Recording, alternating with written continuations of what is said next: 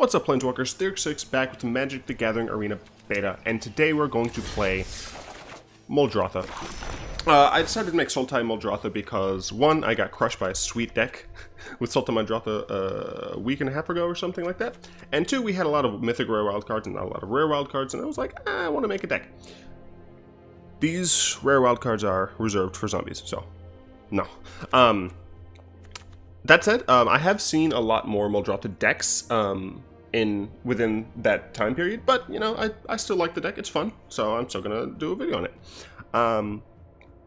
Our removal suite is 2 cast downs, 2 Moment of Craving, 2 Golden Demise, and Vraska's Contempt.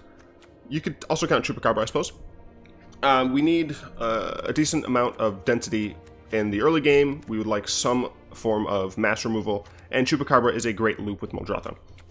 We have a decent amount of ramp in Channeler Initiate and Drover, as well as Gift of Paradise. Theoretically, there should be 3 Channeler Initiates and not Drover, but I don't have 3 of these, and I'm not going to spend a wild card on it. Gift of Paradise is probably like the MVP in this deck, especially against the aggro matchup, because gaining that 3 life is actually like super important. The reason we're running Ixali's Diviner instead of the 2/1 Merfolk is because we need the toughness more than we need the power. 1 Champion of Wits. This should be 2. I don't know what I would replace for it, but I don't have a second copy anyway, so I don't really care. 2 Countervailing Winds. It counters something if you need to counter it, especially since we put a lot of cards in our graveyard. And if you need to draw something else, you can cycle. So, Thrashing Brontodon gets rid of those pesky artifacts and enchantments that are flying around the place like History of Benalia. I hate that card. I mean, I love the card, but it's also really good. Torment of Scarabs preys on the control decks. If you can get it down on turn 4, and they don't have a counterspell for it, they're gonna have a bad time. Then we get to our heavy hitters. We have 2 Liliana's Death Majesty. This card is great. A lot of people are running Karns. I like this card better because 1, it loops back things from our graveyard if we don't have any Muldrothas, and 2, it adds to our board just in general, while also acting as a potential board wipe if things go super dire. 3 Eldest Reborn is probably the second MVP. You know, this card gets rid of creatures on the field that can be pesky, gets rid of cards in their hand, and it loops our cards, which is fantastic. Being able to play it back with Muldrotha is just gravy. Scarab God, control decks hate him, mid-range decks hate him. He even blocks the aggro decks. It's a good card. 5 mana, 5/5. That comes back pretty good. Carnage Tyrant essentially is just in this deck to say, I hate you, control decks. I will win. Die. Control decks have a really hard time dealing with this. The mid-range decks also do. It's a little slow against aggro, but if you're able to get it down, it blocks for days. So, Muldrotha, 6 mana, 6/6. Comes out a little late, but you know, we do have plenty of ramp, and being able to just loop our cards just means we're going to outvalue essentially any control deck. If we find a way to get back Gifts of Paradise, we could even like Thrashing Brontodon our own gifts, get back Gifts and Thrashing if we have enough mana. If we're at that point in the game, we almost certainly win. We are running 24 lands. I've tried the deck with the 22 lands. I think I found like I would rather deal with flooding.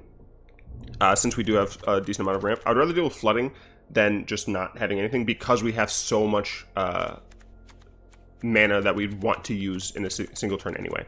The single Memorial to Unity is to find our Muldrotha.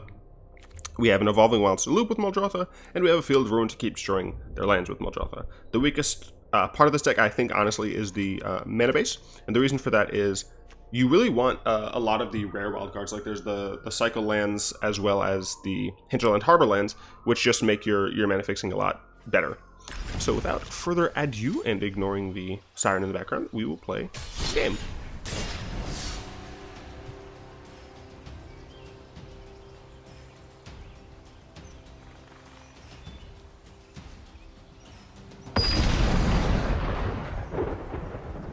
Going up against Leon Artine? Leon Artine? We're going first. And we have a pretty good hand. Yeah, we can Channeler's Initiate on 2. And even if we have to play this on... Oh, no. Yeah, so we should play this on 1. Channeler Initiate on 2. Even if we have to play this, we are able to Golden Demise, even though that might kill our Initiate. But I think this is a pretty good hand. You know, we have lands, we have ramp, we have some amount of removal. And I do want to play this first, just in case we need to play Golden Demise. I don't really see an area in which we'll have to play Golden Demise, but The deck is just really fun to play. I really enjoy the value game, and I don't need to ramp Channeler Initiate into a 4-drop. See what my opponent is on. Potentially mono green. Oh, they're on saplings. Okay. So honestly, the 2-mana Lord sapling I don't believe is I'm gonna play this. I don't believe it is legendary. I know Slimefoot is. And Slimefoot survives the Golden Demise. I believe it has 4 toughness. So I could Golden Demise here. If I Channeler Initiate, I would be on 5 mana next turn. And I don't care about being on 5 mana next turn. So I could Golden Demise here. And if they play a non-Slimefoot single target, I could cast down Channeler next turn. Yeah, I'm 1-for-1ing.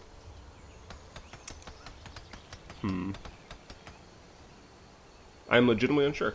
Honestly, the sprouts go so wide that I think I will just play this. I did that wrong. There we go. Yeah, I think the sprouts go so wide that I do want to still have Golden Demise as an option here. Sure.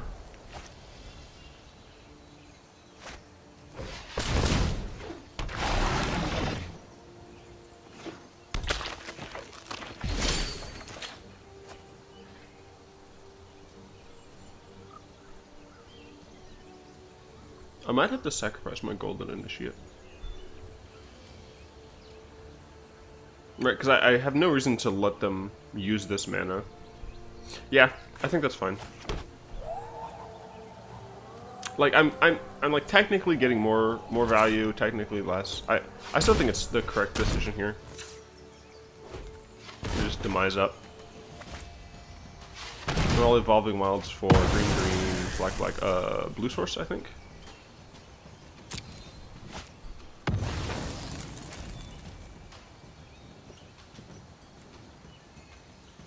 Yeah, so now I have 2 of each color, yeah. Green, black, blue, yeah. Next turn I'll be on 5. Sure. Maybe this is just like a mono green's tokens deck?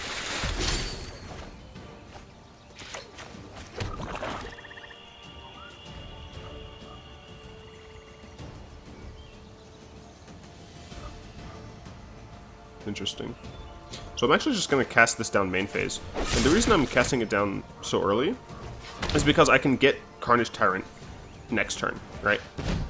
And Carnage Tyrant is going to be large enough that I don't care necessarily about what they might be doing. Especially considering they are stuck on 3 mana. It's entirely possible that I just shouldn't have cared about losing that little extra. Actually, they have so few things. I'm just going to Torment of Scarabs.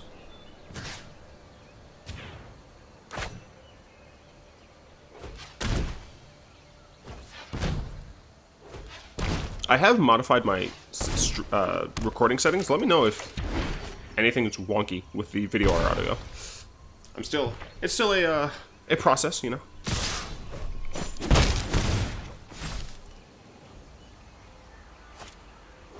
Sure. Okay. Do I want to play this? I mean, they're going to sack a Sapperling. Now I'll play Muldrotha. I'll start the value train rolling. And a good reason to play Muldrotha, at least this turn, is because I can start looping my lands and just cast Evolving Wild like every turn.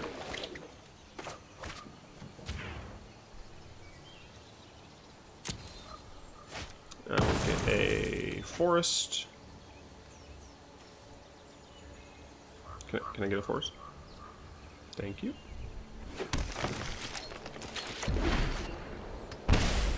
Yeah, I mean, they can't keep taking 3 forever. See what my opponent has on 4 mana.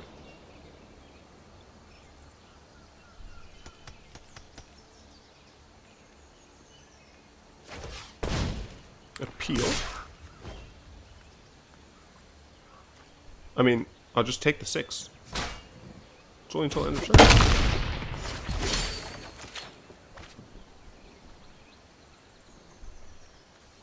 Go ahead and do this. What do I have as a creature in here? Oh, Channeler Initiate. Right. Wait, what? Yeah, I was about to say, I can actually do that. It's Authority. Okay, yeah, so I'm actually going to play Carnage Tyrant. Just so it's something that they can't tap.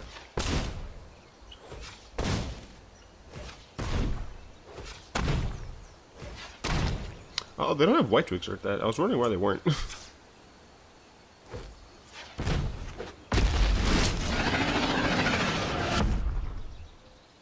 I'm still gonna force them to use. Oh, right, they can't because they don't have white. Oh, good. Still, I have 2 blockers now, so. Okay, there's the white. But I mean, they can't really profitably attack here, right? Because I blocked the 2 largest people. And I only take 2. It's an adorable sapling. I like how in Dominaria they really made the fungus and the saplings like one. You know, saplings always like came from fungus, but if you are reading, ooh, hello. Can I? Let's see, 1, 2, 3. Yeah. Okay. So go ahead and play this. Going to target my island.